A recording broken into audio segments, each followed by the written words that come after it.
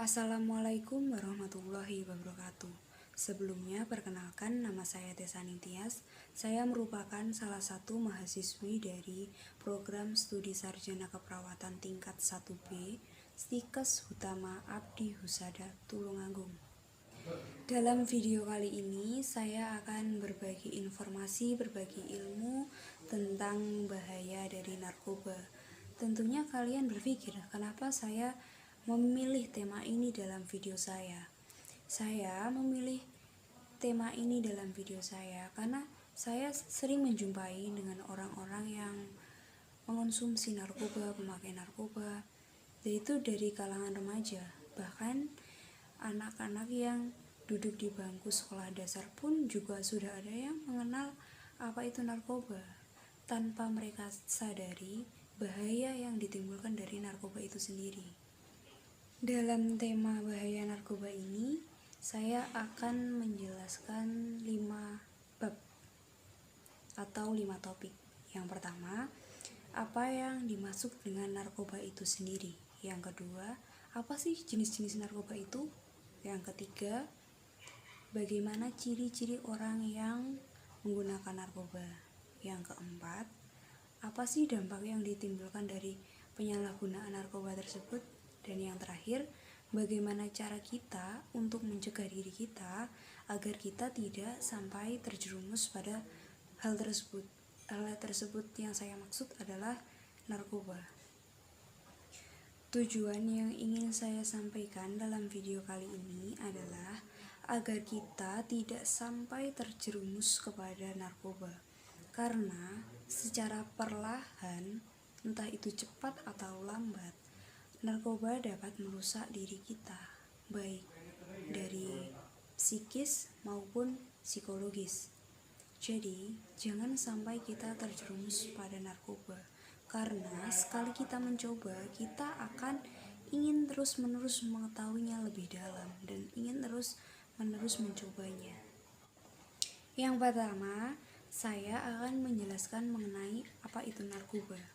Jadi saya akan memberikan sedikit gambaran apa sih itu narkoba. Jadi gini, menurut Undang-Undang Republik Indonesia tahun 2009 nomor 35, narkoba merupakan obat atau zat yang berasal dari tanaman atau bukan tanaman yang bersifat sintetis maupun semi-sintetis yang memiliki efek ketergantungan. Jadi di sini itu narkoba merupakan zat atau obat yang memberikan rasa ketergantungan bagi pemakainya. Jadi sekali kita menggunakan narkoba, terus-menerus kita akan mencobanya. Walaupun kita sudah berusaha mencegah, pasti kita akan memiliki rasa penasaran. Kok jadi gini ya setelah tidak menggunakan narkoba? Kok jadi gini ya setelah saya tidak menggunakan obat tersebut? Mengapa rasa di hati saya sekarang begini? Saya ingin mencobanya lagi. Nah, yang dimaksud efek ketergantungan itu di situ. Setelah kita mempelajari topik yang pertama, yaitu apa itu narkoba, yang kedua kita akan mempelajari tentang jenis-jenis dari narkoba itu sendiri. Narkoba terdiri dari beberapa jenis. Jenis yang pertama adalah morfin.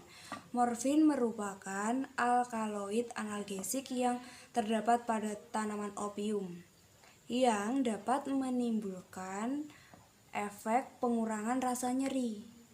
Namun, jika kita menggunakan morfin yang terlalu banyak tidak sesuai dengan anjuran dokter, morfin juga dapat memiliki dampak negatif bagi tubuh, diantaranya gelisah, kejang lambung, dan kita akan terus-terusan berkeringat.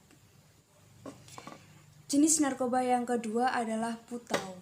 Putau merupakan pengolahan secara kimiawi dari morfin, namun efeknya lebih cepat dikarenakan zat ini mudah menembus otak.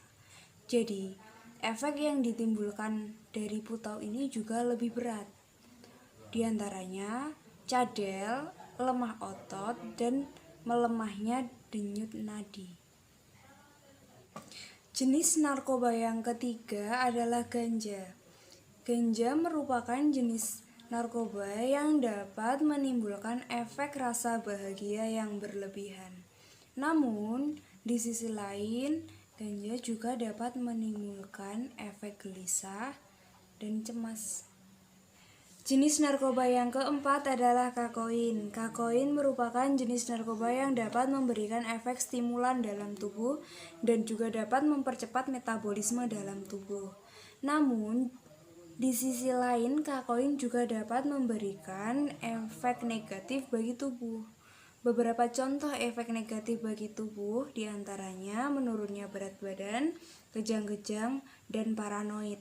Yang kelima adalah LSD. LSD termasuk dalam kelompok golongan narkoba yang tergolong dalam halusinogen. LSD berbentuk kertas, kapsul, atau pil. Efek yang ditimbulkan dari penggunaan LSD adalah demam dan gelisah. Jenis narkoba yang terakhir adalah opium. Di dalam opium terdapat morfin yang dapat meredakan rasa nyeri.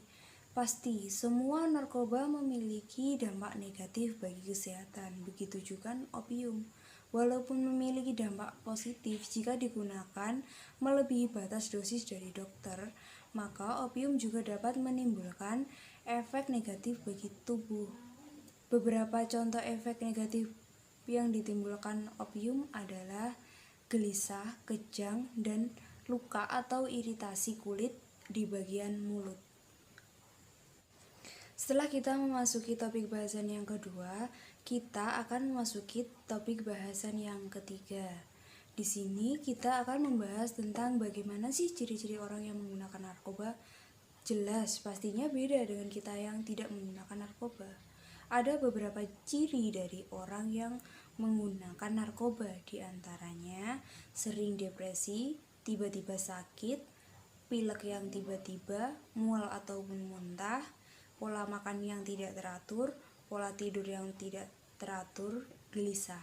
Dan masih banyak ciri-ciri yang lain untuk orang yang menggunakan narkoba. Setelah kita selesai membahas topik yang ketiga, kita akan membahas topik yang keempat, yaitu apa sih dampak yang ditimbulkan dari penggunaan narkoba? Dampak dari diri kita, dampak dari lingkungan, baik dari lingkungan keluarga, sekolah, maupun masyarakat. Yang pertama, kita akan membahas dampak yang ditimbulkan untuk diri kita. Dampak yang ditimbulkan dari kita menggunakan narkoba yang pertama adalah merusak otak dan dapat mengakibatkan komplikasi penyakit yang lain. Yang kedua, dapat merubah fisik seseorang. Yang ketiga, untuk wanita dapat mengakibatkan siklus menstruasi yang tidak teratur. Dan selanjutnya yang kedua kita akan membahas dampak untuk lingkungan, baik lingkungan keluarga, sekolah, maupun lingkungan masyarakat. Ya, dampak yang ditimbulkan dari kita menggunakan narkoba dari lingkungan keluarga, kita dapat mengakibatkan keluarga tidak harmonis lagi. Kita akan sering berbeda pendapat, kita akan sering berselisih paham. Karena pasti kita jika menggunakan narkoba, kita akan memiliki pemikiran yang berbeda dengan orang-orang yang normal. Dan yang kedua adalah lingkungan sekolah. Jika kita menggunakan narkoba, motivasi belajar kita di sekolah akan menurun. Motivasi kita untuk membolos akan lebih meningkat. Jadi tidak ada baiknya kita menggunakan narkoba, sama sekali tidak ada. Yang ketiga adalah di lingkungan masyarakat. Jika kita menggunakan narkoba di lingkungan masyarakat, angka kecelakaan makin bertambah. Karena kenapa?